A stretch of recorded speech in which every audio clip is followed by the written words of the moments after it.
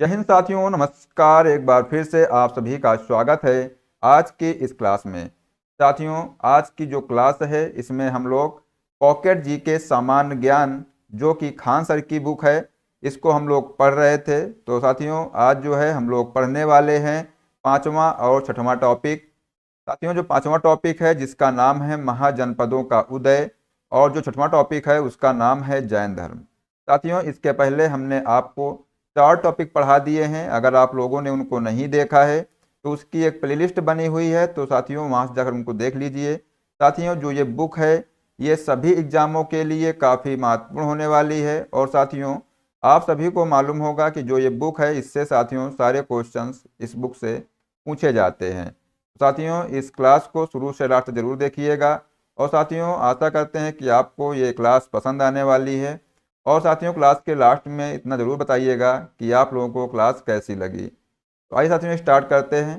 साथियों, class start करने से पहले अगर आप लोग इस बुक को पूरी तरह से पढ़ना चाहते हैं तो साथियों इस चैनल को सब्सक्राइब कर लीजिए और जो बेल आइकन है उसको प्रेस कर लीजिए, जिससे कि आने वाली सभी क्लास का नोटिफिकेशन आपको मिलता रहेगा। तो साथियों आइए देखते हैं। टॉपिक का नाम है महाजनपदों का उदय। साथियों, जो महाजनपदों का उदय है ये 6वीं शताब्दी ईस्वी पूर्व में पूर्वी उत्तर प्रदेश और पश्चिमी बिहार में लोहे का अधिकाधिक इस्तेमाल होने लगा था। साथियों, आप लोगों ने देखा है कि जो उत्तर वैदिक काल हम लोगों ने पहले पढ़ा था वैदिक काल, तो साथियों जो उसमें उत्तर वैदिक काल था तो उसमें हम लोगों ने देखा था कि 1000 ईस्वी पूर्व में क्या है कि लोहे का आविष्कार हुआ, लोहे की खोज हो चुकी थी। तो साथियों अब जो है जब महाजनपदों का उदय हुआ है तो इसमें साथियों 6वीं शताब्दी ईस्वी पूर्व में पूर्वी उत्तर प्रदेश और पश्चिमी बिहार में लोहे का अधिकाधिक इस्तेमाल होने लगा। इसके अतिरिक्त उपज में तथा अन्य आर्थिक परिवर्तनों के कारण ऋग्वैदिक कबीलाई जनजीवन में दरार पड़ने लगी और क्षेत्रीय जो भावना के जागृत होने से नगरों का निर्माण होने लगा था।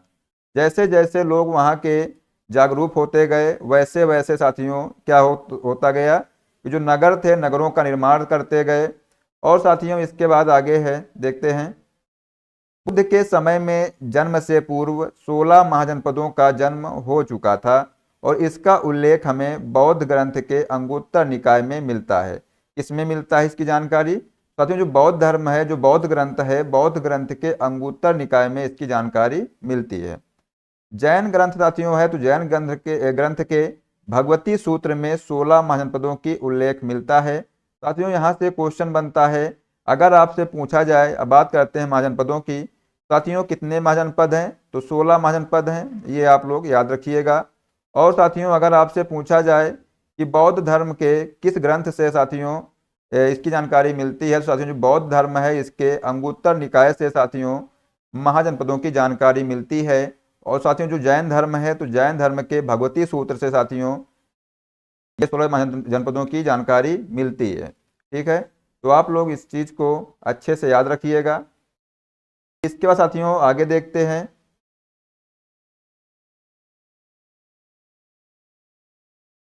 आगे बताया गया है कि जो महाजनपद हैं और उनकी राजधानी क्या है और उनका क्षेत्र कहाँ से कहाँ तक है। तो साथियों जो महाजनपद है अंग, तो अंग की राजधानी है चंपा जो कि भागलपुर और मुंगेर क्षेत्र में है। मगध महाजनपद की राजधानी है गिरिवज या राजगिरी। इसका जो क्षेत्र है ये पटना या गया, ठीक है, पटना और साथियों गया क्षेत्र में है। साथियों जो काशी महाजनपद था ये इसकी राजधानी थी वाराणसी। ये जो है वर्तमान में उत्तर प्रदेश में साथियों ये स्थित है। कौशल की राजधानी थी साकेत या श्रावस्ती, ये पूर्वी उत्तर प्रदेश का क्षेत्र है। वत्स साथियों इसकी राजधानी थी कौशाम्बी, ये जो है साथियों ये प्रयागराज का क्षेत्र था। ठीक है साथियों, ये आप लोग याद रखना कि जो एग्जाम में साथियों यहाँ से जो राजधानी है ये पूछी जाती है। ठीक है, इसके बाद साथियों आगे देखते हैं। साथियों जो अवंती महाजनपद है इसकी राजधानी थी उज्जैनी महिष्मती। और साथियों ये मालवा या मध्य प्रदेश का जो क्षेत्र है वहाँ से संबंधित है।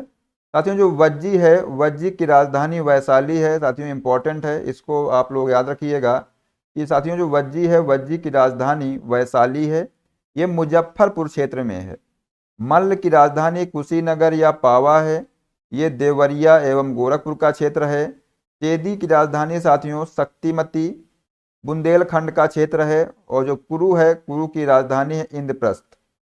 ठीक है, क्या है? इंद्रप्रस्थ या इंद्रप्रस्थ साथियों, ये आप लोग याद रखना कि कुरु की साथियों जो राजधानी है वो इंद्रप्रस्थ है। और साथियों ये जो है मेरठ तथा हरियाणा में है। पांचाल की राजधानी अहिछत्र है और ये पश्चिमी उत्तर प्रदेश का क्षेत्र है, पांचाल। ठीक है, इसके बाद साथियों आगे देख लेते हैं सूरसेन। साथियों जो सूरसेन महाजनपद था, इसकी जो राजधानी है मथुरा है। क्या है? साथियों जो सूरसेन है इसकी राजधानी मथुरा है और ये मथुरा क्षेत्र में। इसके बाद साथियों अगला है गांधार या गांधार। इसकी राजधानी तक्षशिला है और पेशावर तथा कश्मीर का क्षेत्र है। कंबोज साथियों, कंबोज जो महाजनपद है इसकी राजधानी राजपुर है, हाटा किसी को बोलते हैं, और उत्तर प्रदेश सीमा प्रांत का क्षेत्र है। असमक साथियों, असमक की राजधानी पोर्टन या पोटली है, गोदावरी क्षेत्र। मलय साथियों, मलय है या इसी को साथियों मल्ल बोलते हैं, मल्ल जनपद साथियों, इसका जो राजधानी है विराट नगर है। और ये साथियों ये कोटपुतली बहरोड़ से संबंधित है साथियों, तो ये क्या है? मल्ल। ठीक है, याद रखिएगा मल्ल साथियों। साथियों कुछ पॉइंट इसमें दिए हुए, इनको देख लेते हैं। साथियों जो चंपा है, तो चंपा का प्राचीन नाम मालिनी था। क्या था साथियों? चंपा का प्राचीन नाम मालिनी था। इनको याद रखना इंपॉर्टेंट साथियों है, एग्जाम में यह क्वेश्चन बनता है कि चंपा का प्राचीन नाम क्या था।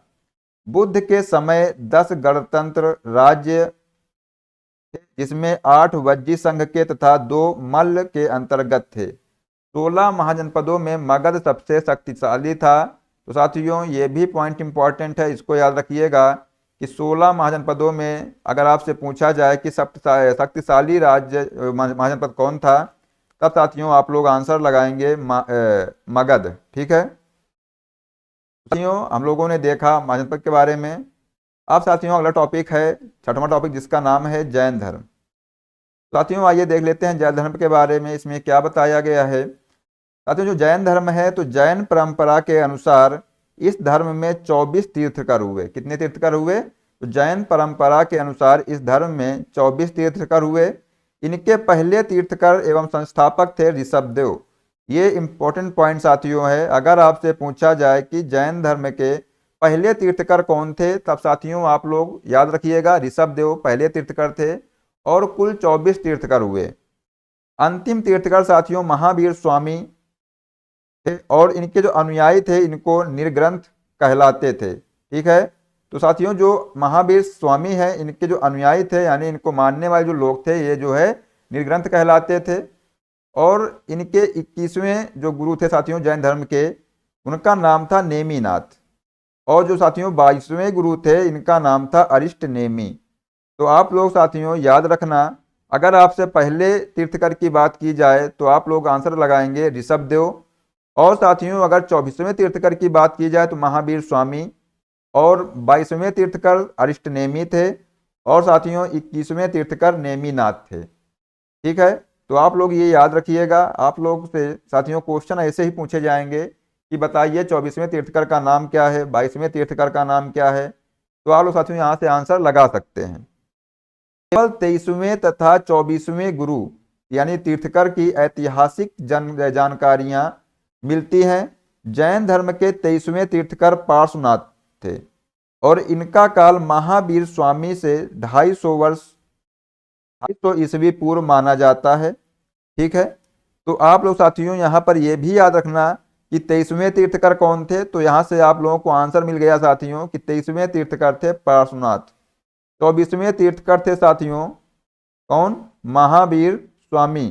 ठीक है, तो ये आप लोग यहाँ से याद करते चलिए। जैन अनुसूतियों के अनुसार पार्श्वनाथ को समेध मानक पर्वत पर ज्ञान प्राप्त हुआ तथा इन्होंने 4 महाव्रत दिए। किसने? तो जो पार्श्वनाथ थे साथियों, तो 23वें तीर्थकर जो थे पार्श्वनाथ, इन्होंने साथियों 4 महाव्रत दिए, वो कौन कौन से हैं? तो एक है सत्य, अहिंसा, दूसरा है, तीसरा है अपरिग्रह, और चौथा है साथियों अस्तेय। क्या है? चौथा साथियों अस्तेय है। तो सत्य, अहिंसा, अपरिग्रह तथा अस्तेय साथियों ये 4 महाव्रत हैं। और ये किसने दिए थे? तो पार्श्वनाथ ने साथियों ये दिए थे। महावीर स्वामी जैन धर्म के वास्तविक संस्थापक माने जाते हैं तथा 24वें एवं अंतिम तीर्थकर हुए। कौन? महावीर स्वामी। तो साथियों यहाँ से याद रखना कि जो महावीर स्वामी हैं ये जैन धर्म के वास्तविक संस्थापक माने जाते हैं। इसके बाद साथियों बात करते हैं महावीर स्वामी की।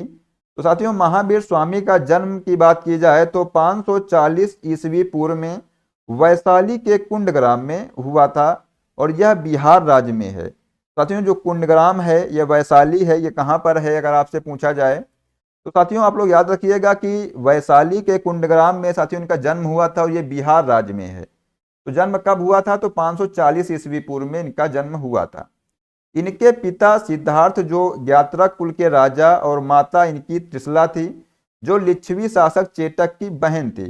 तो साथियों जो महावीर स्वामी थे इनके पिता का नाम सिद्धार्थ था, और जो इनकी माता थी इनकी माता का नाम था त्रिशला। ठीक है, तो साथियों यहां से ये पॉइंट आप लोग याद रखिएगा।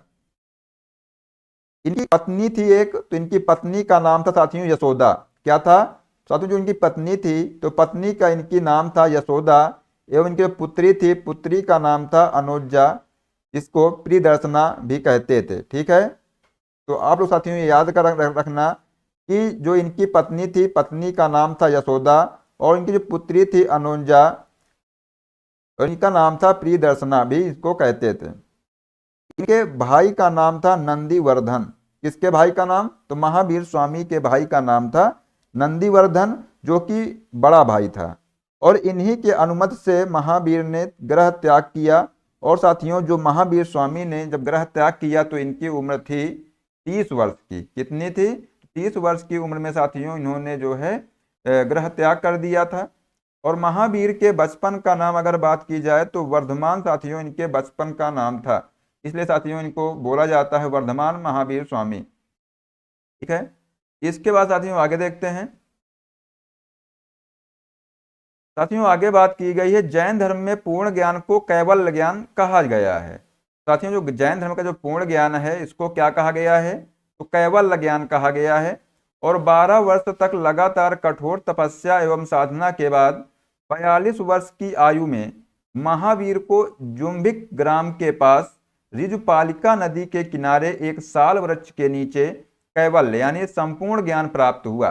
साथियों ये पॉइंट जो है इंपॉर्टेंट है। ठीक है, अगर आपसे पूछा जाए कि महावीर स्वामी को किस वृक्ष के नीचे ज्ञान की प्राप्ति हुई, तब साथियों आप लोग आंसर लगाएंगे साल वृक्ष के नीचे।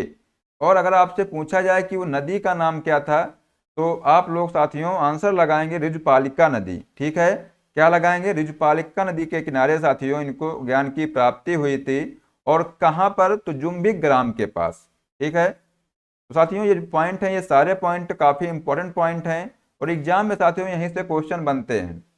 कैवल्य प्राप्त हो जाने के बाद महावीर स्वामी को जिन यानी विजेता, जितेंद्रिय, आहर्त यानी पूज्य, और साथियों निर्ग्रंथ यानी बंधन रहित, ठीक है, जैसी उपाधियां इनको मिली थी। साथियों अब यहाँ से क्वेश्चन बनता है कि जिन का अर्थ क्या होता है। साथियों आप लोग आंसर लगाएंगे जिन का अर्थ विजेता होता है।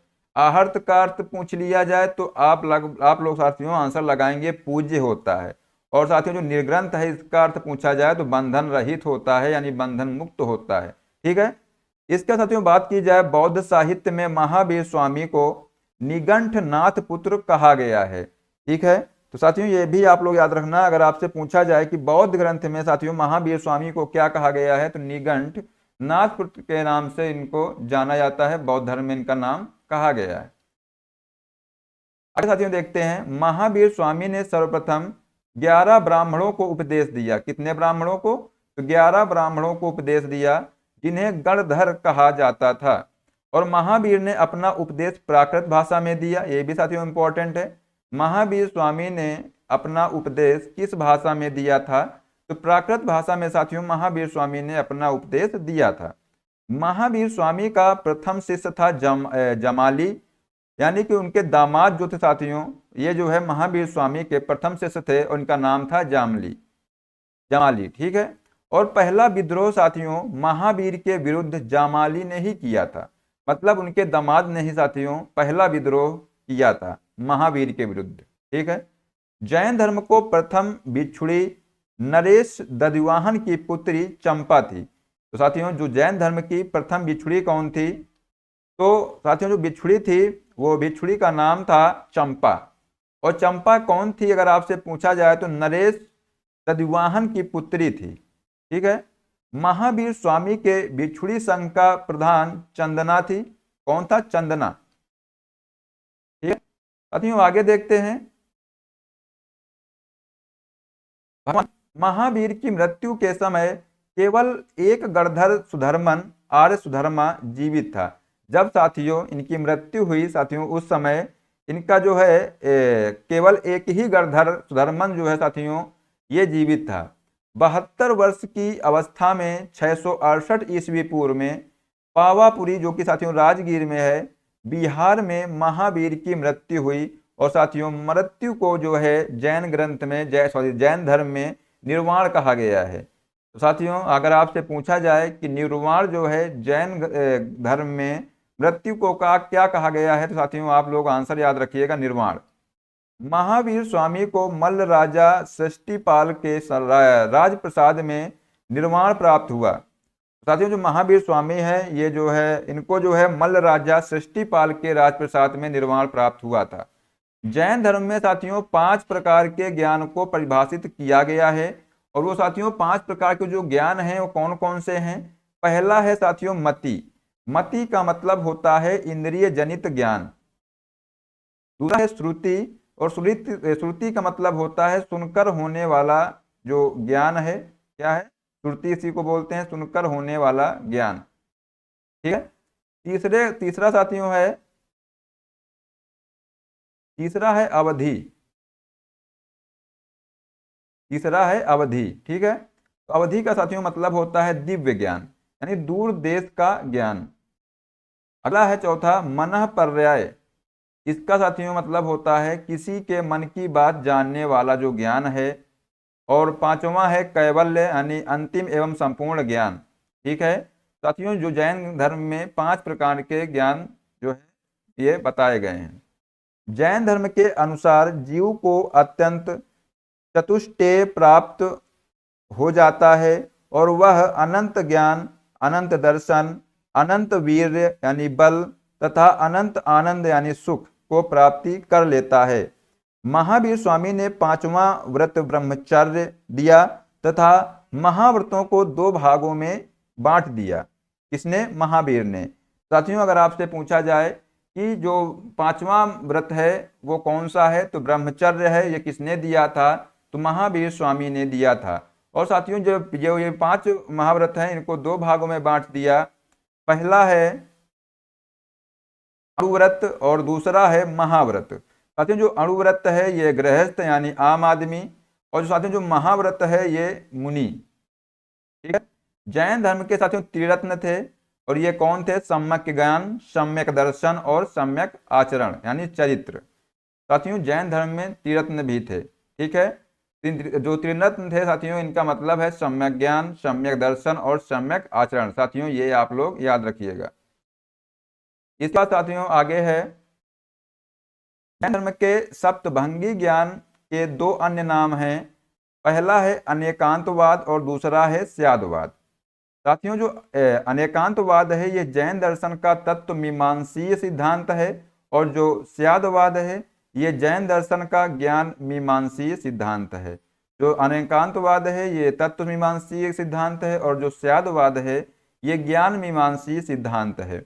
जैन धर्म कर्मफल एवं पुनर्जन्म में विश्वास रखता था। ये भी साथियों याद रखिएगा कि जैन धर्म जो है कर्मफल एवं पुनर्जन्म में विश्वास रखता था।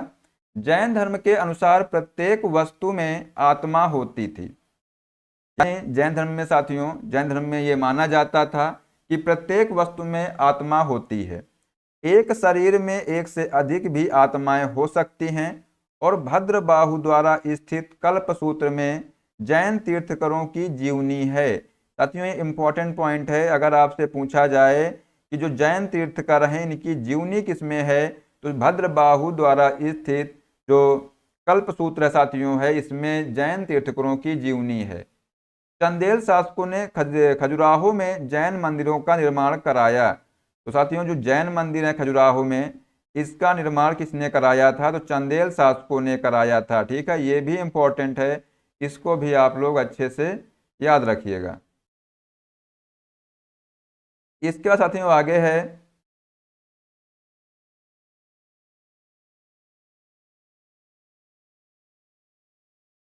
साथियों इसी के आगे है मैसूर के गंग शासक चामुंडराय ने श्रवणबेलगोला यानी कर्नाटक में बाहुबली की मूर्ति का निर्माण कराया था।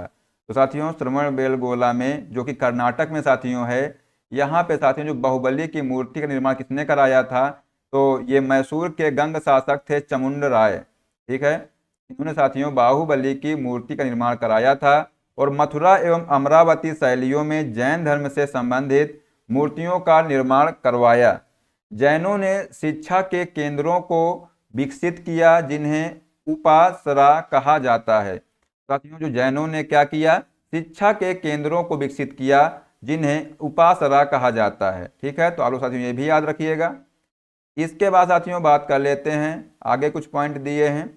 साथियों जो जैन संगीतियां हैं इनके बारे में कुछ जानकारी प्राप्त कर लेते हैं। तो साथियों जो जैन संगीतियां हैं, जैन धर्म में दो जैन संगीतियां हुई हैं। पहली साथियों 300 ईस्वी पूर्व में हुई थी जो कि पाटलिपुत्र में हुई थी, और साथियों इसके जो अध्यक्ष थे वो थे स्थूलभद्र, उपाध्यक्ष थे भद्रबाहु। और साथियों जो द्वितीय बौद्ध संगीति हुई थी, द्वितीय, ठीक है, तो साथियों जो सेकंड बौद्ध संगीति हुई थी ये 512 ईस्वी में हुई थी। कब हुई थी, 512 ईस्वी में। स्थल था वल्लभी जो कि साथियों गुजरात में पड़ता है। और साथियों इसके जो अध्यक्ष थे, अध्यक्ष का नाम था देवार्ध यानी क्षमा श्रवण। ठीक है, तो साथियों ये जो दो बौद्ध संगीतियां हुई थी ये भी इंपॉर्टेंट हैं, तो इनको आप लोग अच्छे से याद कर लेना। आपसे यहाँ पूछा जा सकता है जो प्रथम जैन संगीति थी साथियों, इसमें जो इसके अध्यक्ष थे वो कौन थे, तो स्थूलभद्र साथियों इसके अध्यक्ष थे प्रथम जैन संगीति के। और साथियों जो द्वितीय जैन संगीति हुई थी इसके अध्यक्ष थे क्षमा श्रवण। और साथियों यहाँ पर जो स्थल पूछे जाते हैं कि जो प्रथम जैन संगीति थी ये कहाँ पर हुई थी, तो आप लोग साथियों याद रखना कि जो साथियों जो प्रथम जैन संगीति है पाटलिपुत्र में हुई थी, और जो द्वितीय जैन संगीति है वो जो है वल्लभी यानी गुजरात में ये हुई थी। ठीक है, तो ये भी पॉइंट आप लोगों के लिए इंपॉर्टेंट है। इस साथियों बात करते हैं, प्रथम संगीति में जैन धर्म दो शाखाओं में विभाजित हो गया। क्या यहाँ पर दिया हुआ है, तो जो प्रथम जैन संगीति हुई तो इसमें साथियों जैन संगीति में जो जैन धर्म था साथियों ये दो शाखाओं में विभाजित हो गया। पहला साथियों था जो पहली शाखा थी उसका नाम था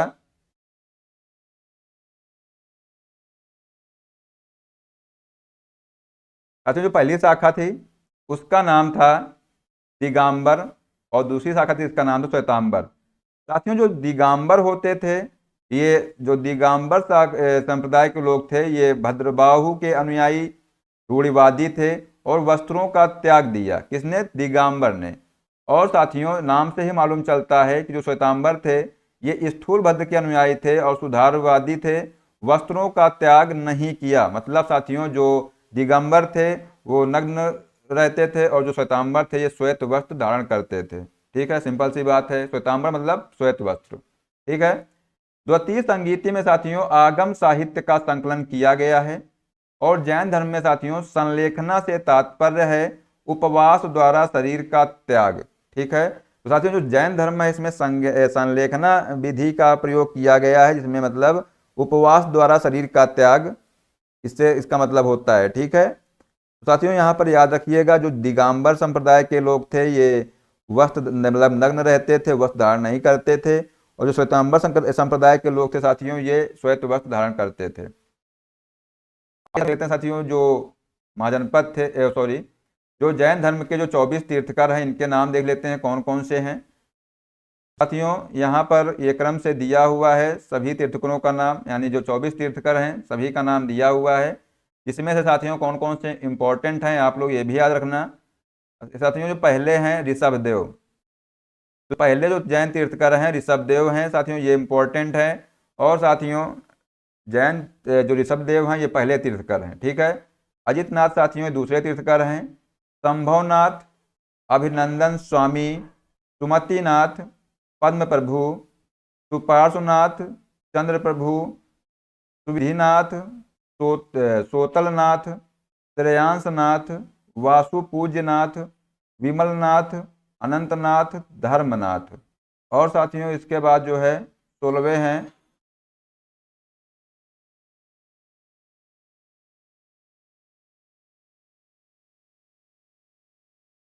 16वें साथियों यहाँ पर नाम है शांतिनाथ, पुण्युनाथ, अरनाथ, मल्लीनाथ, मुनुश्रवत्र, नेमीनाथ, अरिष्टनेमी। साथियों ये भी इंपॉर्टेंट साथियों है अरिष्टनेमी, ठीक है, तो ये भी आप लोग याद रखिएगा। पार्श्वनाथ साथियों 23वें तीर्थकर हैं। और साथियों जो 24वें तीर्थकर हैं ये महावीर स्वामी हैं। तो साथियों ये लास्ट के साथियों जो 3 हैं इनको याद रख लेना। अरिष्टनेमी साथियों 22वें तीर्थकर हैं।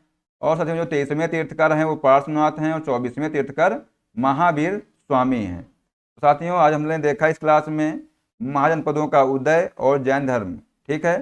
साथियों इसका जो अगला टॉपिक है हम लोग पढ़ेंगे बौद्ध धर्म के बारे में, ठीक है साथियों। इसलिए साथियों अगर आप लोग को क्लास पसंद आई हो साथियों जरूर बताइएगा, कमेंट करके जरूर बताइएगा। मिलते हैं नेक्स्ट क्लास में। जय हिंद, जय भारत, वंदे मातरम।